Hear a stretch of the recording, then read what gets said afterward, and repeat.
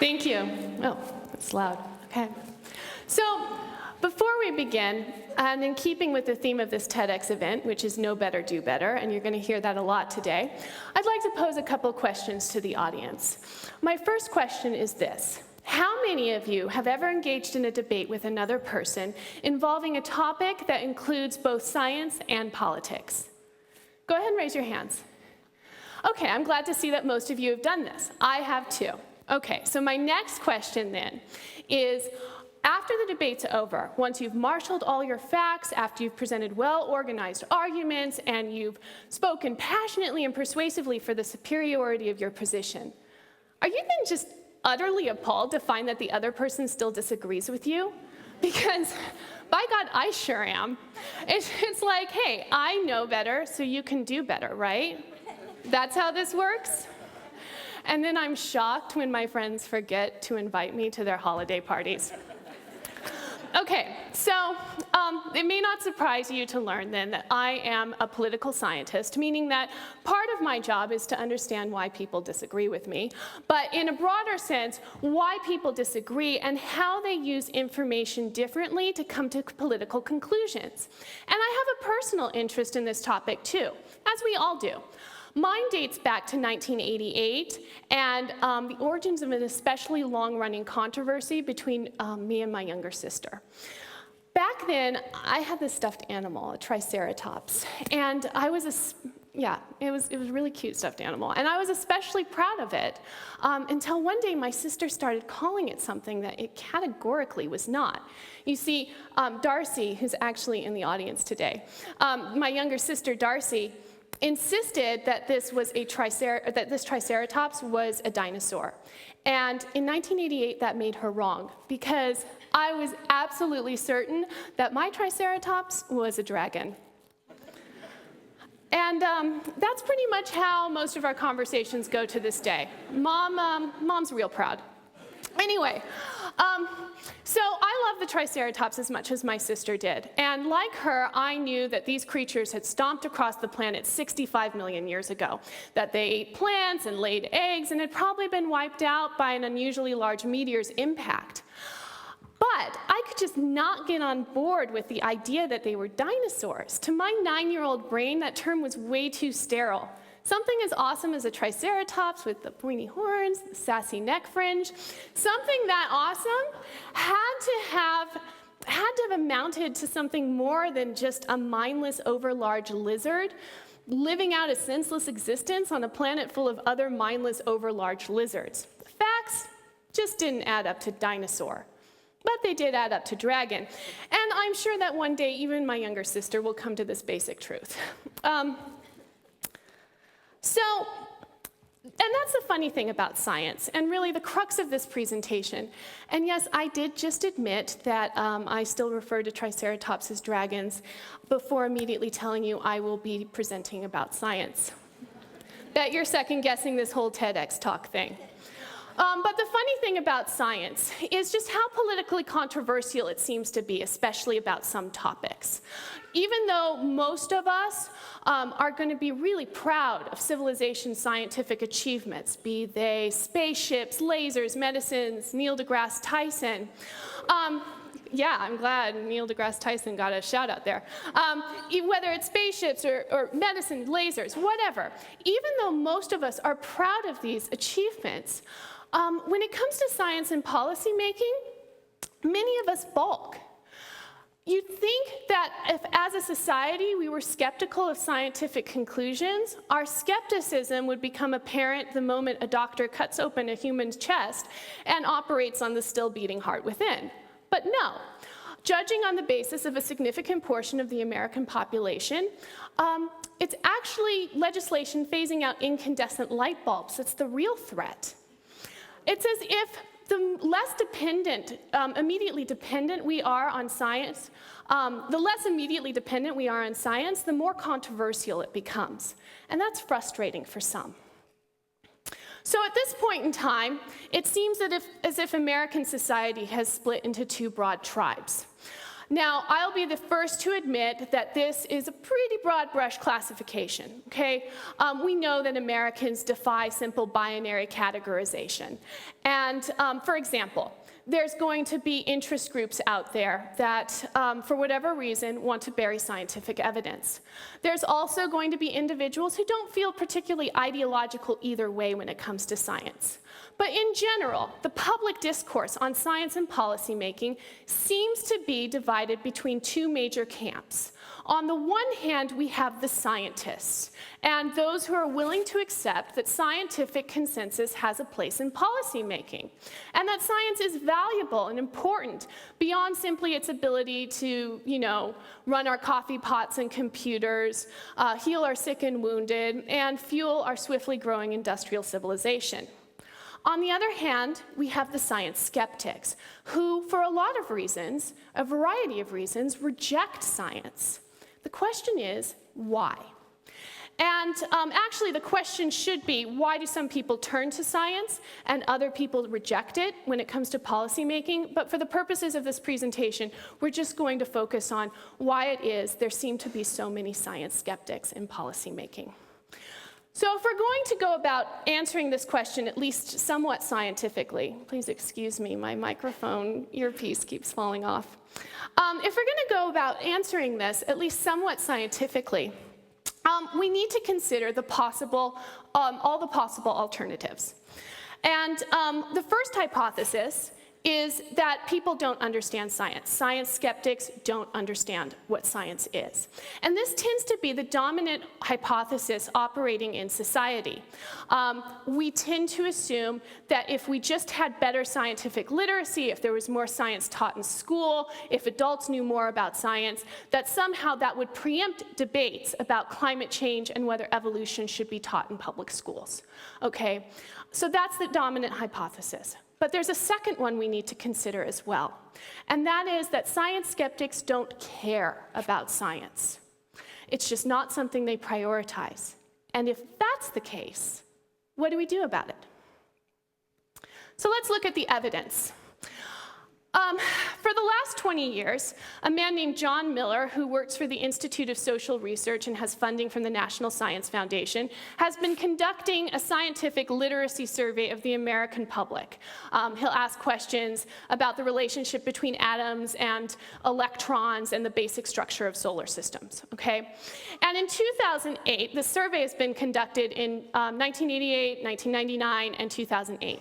In 2008, he found that 28% of the American public was scientifically literate. And that may seem like a low number, but in fact, that's way up from where it was in 1988. In 1988, it was only 10% of the adult American public that was scientifically literate. However, in the last 2 decades, as scientific literacy has nearly tripled, belief in evolution has actually declined. Okay? Belief in evolution has gone from 45% of the adult population to only 40%. So this piece of evidence seems to at least weaken a little bit the notion that there's a connection, a relationship between scientific literacy and policy decisions. Now let's expand this survey to the rest of the world. As it turns out, John Miller has been conducting this survey in other regions, including the EU. And what he's found in his most recent test of the EU is that the population of the EU is actually less scientifically literate than the American population. It's only 20% there. And so this is obviously something that they struggle with too. Nevertheless, in the EU, belief in human-induced climate change, which happens to be a scientific consensus on climate change, that climate change is human-induced, belief in human-induced climate change is actually much higher in the EU. 58% of the population of the EU believes this, whereas only 49% of the US population believes it. So again, we see a breakdown in this relationship of our first hypothesis. Now, in a forthcoming study, researchers about climate science communication, researchers actually found that the divide over belief in evolution between more and less religious people is wider among those who otherwise show familiarity with math and science, which suggests that the problem isn't a lack of information. So the more scientifically literate a population becomes, at least up to a point, the more disagreement they begin to have about scientific conclusions. Finally, when we look at the actual rhetoric of our primary example of science skeptics, we find that at least rhetorically, they're not as dismissive of science as we might think. On the campaign trail for the Republican presidential nomination, when asked about climate change, Michelle Bachmann said, "I believe that all of these issues must be settled on the basis of real science and not manufactured science."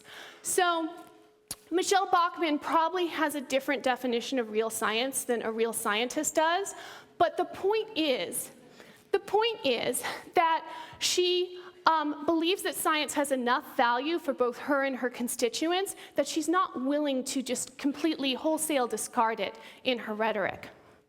Meanwhile, earlier this year, in response to the Kinham-Bill Nye debate over evolution, Pat Robertson gave a scathing critique of Kinham's extreme creationist views and said, "Dinosaurs go back 65 million years. You can't just totally deny the geologic formations out there. Let's not make a joke of ourselves." So obviously, even Pat Robertson is willing to accept some scientific conclusions, although I'm sorry to see that he's sided with my sister in the whole dinosaur versus dragon debate. Me too. Thanks, Stars. Okay. I'm looking at her expression right now, and it's golden. Okay. So what does this all mean? Does it just mean that our first hypothesis is completely wrong, that scientific literacy doesn't matter? And if that's the case, how is it that people can be both simultaneously scientifically literate and not care about science? Well, political science has a lot of answers to these questions, but most of them boil down to one observation, and that is, values matter more than facts when it comes to policy decisions. How it is people prioritize the importance of information depending on their unique value preferences is the #1 determinant in how it is they formulate policy decisions. Given that information, how is it that we can become more effective political communicators? My first recommendation is this. Acknowledge the power of power disparities. Okay? Brute political power may not be as brutish as it was before the Enlightenment, when disagreeing with the king about the structure of the universe was liable to see you in shackles or worse. But it still matters. And the fact is that powerful lobbies still have tremendous amounts of control over media portrayal of certain issues.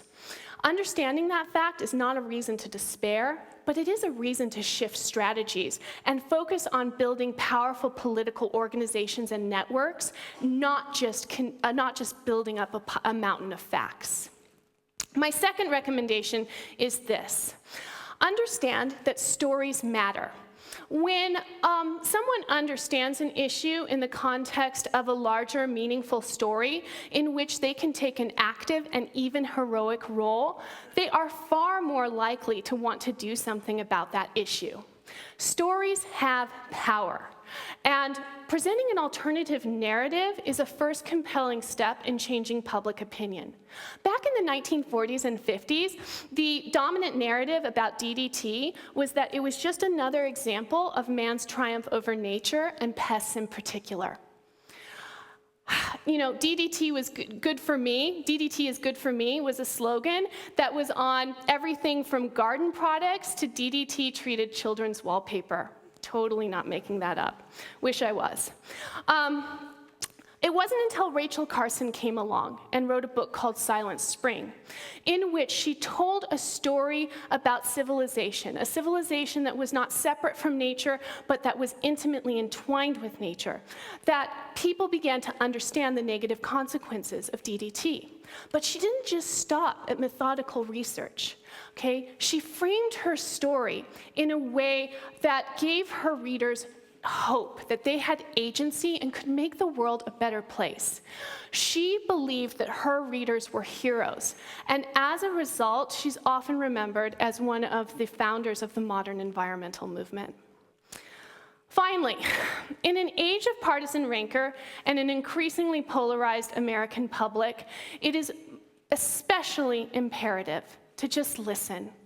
Before you engage in a debate, listen. Listen to what other people have to say. Give them the respect you want in return and take them seriously.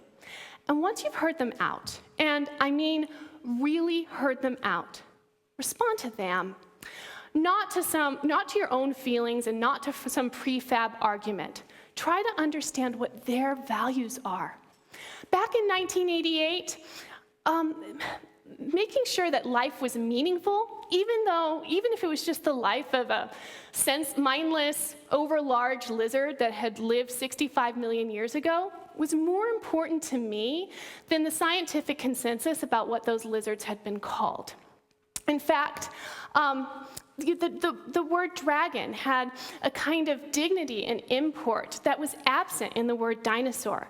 And based on my own half-formed value priorities, it was worth it for me to risk the derision of my younger sister, to impose that kind of meaning on the facts.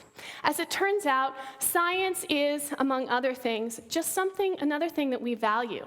And like all values, we value it differently. Okay? How it is we prioritize these values is essential to understanding why we make the policy decisions that we make. Some people may not have the exact same values. The other things may weigh more important in their minds. Important things, religious, philosophical, and even economic concerns that give weight and meaning to their life. Respect those and frame your arguments in the context of their values. So, when you finally lay out your argument, do better. Do better by connecting to the living, breathing human being that you're having a discussion with. Honor their values and their beliefs by making your opinions relevant to their priorities. And you might be surprised at the result, not just in the effectiveness of your own arguments, but also in the movement towards a more respectful and truly civil public dialogue. Thanks.